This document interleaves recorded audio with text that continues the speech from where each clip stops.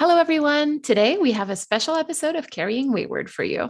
Yes, we wanted to revisit my season 4 predictions and see how those went, and do some predicting of season 5.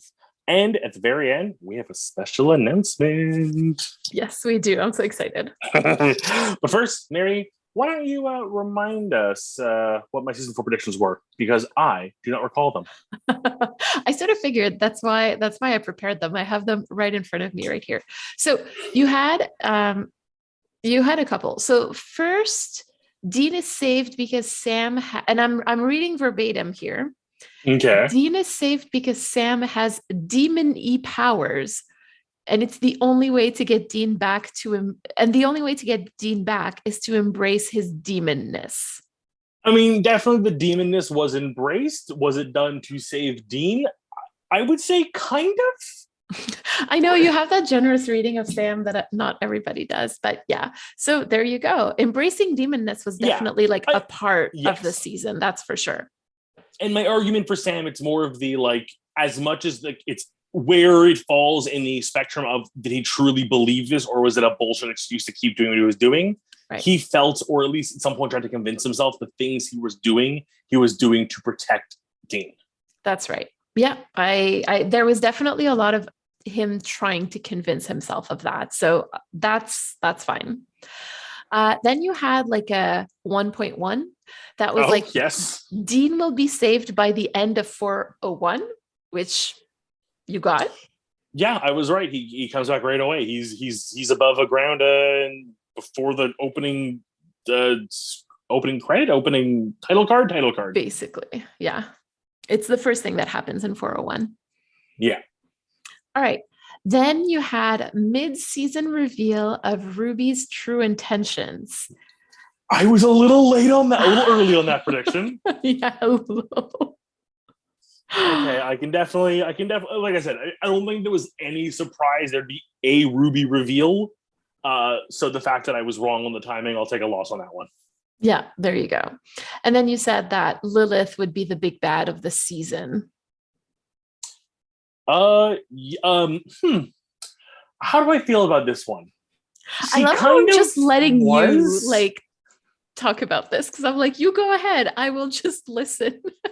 I mean, technically she was. It was her breaking the seals and her army doing the work.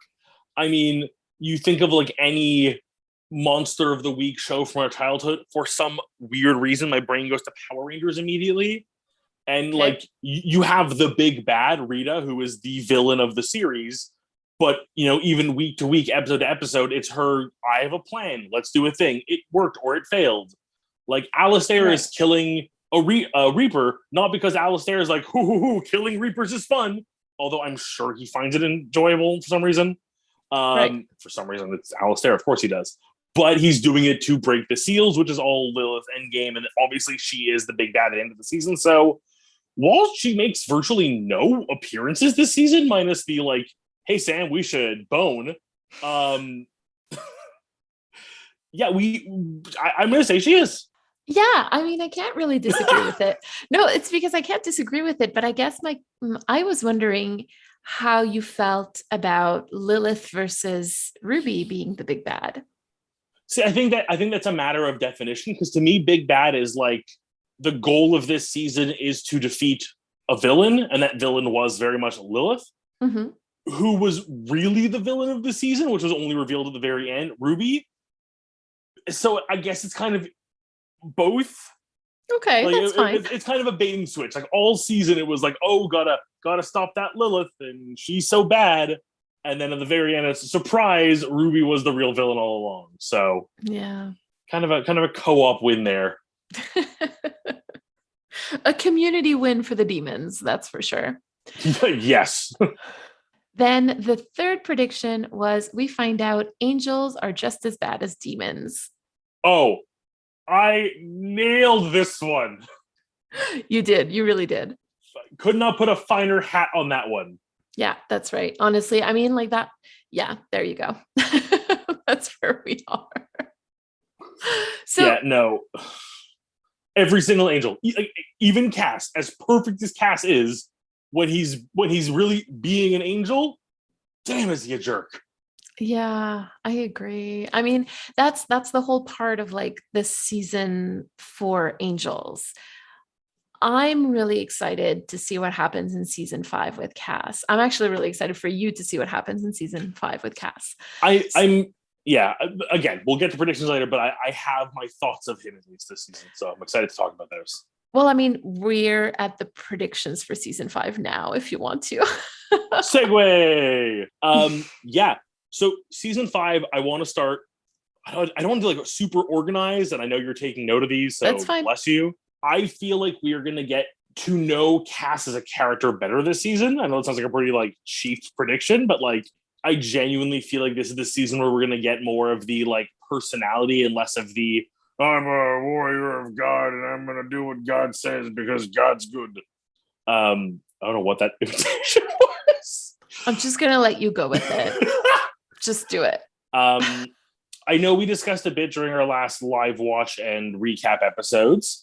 I feel like Dean is going to be Dean is going to be on a very righteous path now of like repairing the Dean Sam relationship. Dean is going to it's going to be very like a difficult balance of like, well, I have my new best friend, but I have my brother. How do I balance these? I love one like a brother and I love one like a lover, but I don't know what to do. And I have So to. so hold Sorry. on. Are you saying that there's going to be a difficulty for Dean to balance those two relationships? Yeah. Okay. Yeah. And I think that ties into my Sam prediction, which is Sam is going to be very, well, I ruined the world. I'm the worst person ever. Almost reverse hero complex, the ultimate victim. Give me a second. With Sorry. Yes. no, it's fine. Sam. My poor stenographer. She is not a trained stenographer, so she is having a real hard time right now. Our next Patreon goal gets you one of those stenographer keywords, those crazy, super crazy ones.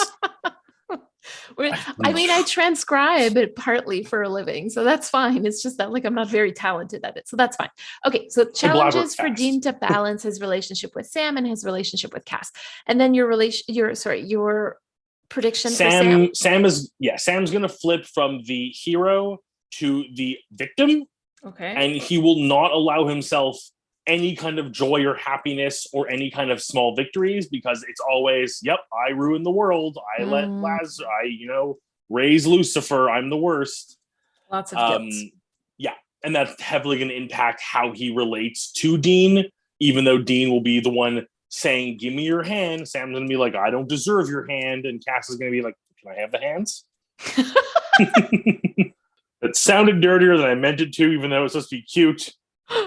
Okay. So good. So we have 4 predictions. Should we have a 5th one for season 5? Yeah, and I think this is where I'm going to go big. And this is going to be Lucifer. Okay. What about Lucifer? Well, I don't think it's a prediction to say he's here. She.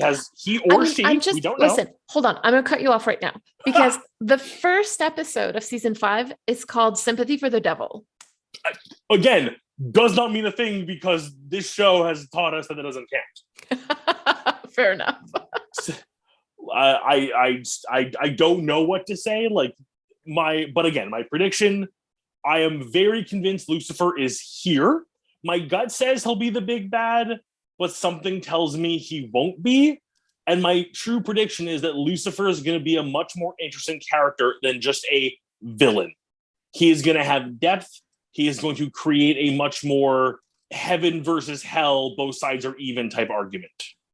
Like, I think when you tell me, if I were like, so just for our listeners and for you, my thought process here is I think it's a little interesting.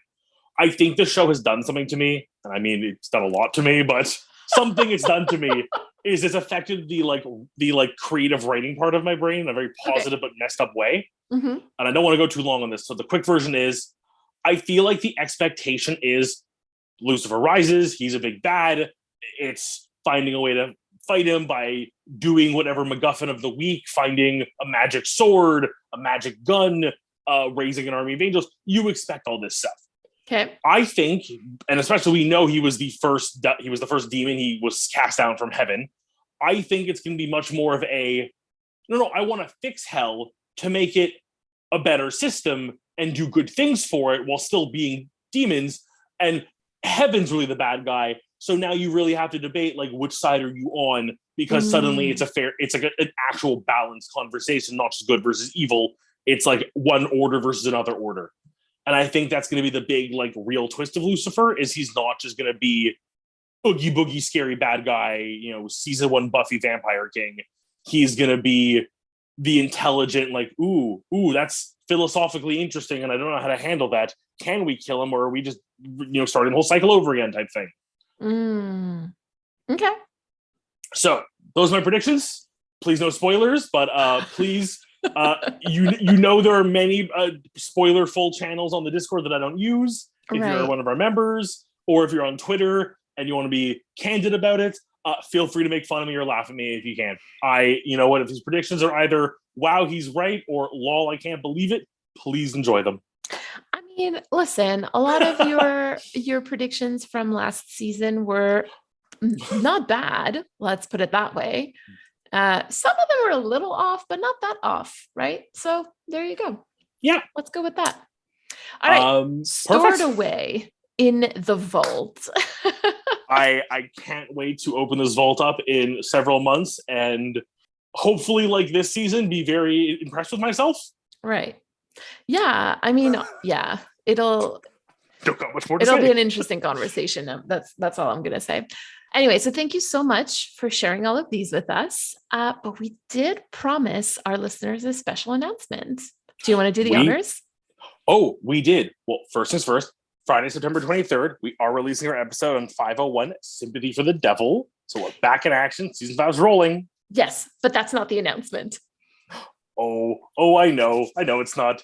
But to celebrate getting season 5, on the same day we're releasing Sympathy for the Devil at 9 a.m. Eastern, we are also launching an enamel pin. Yes, Carrying Wayward merch is canon.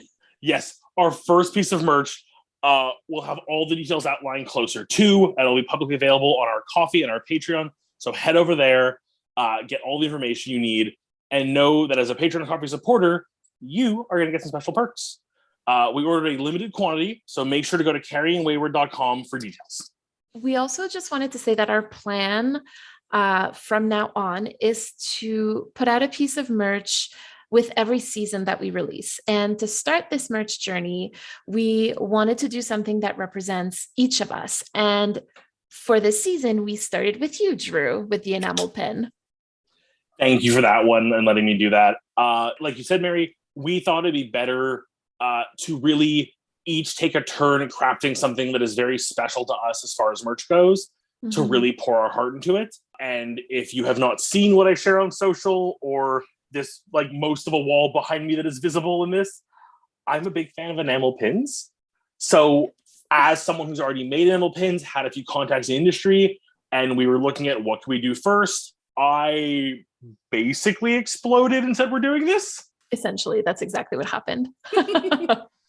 So yeah, there you go.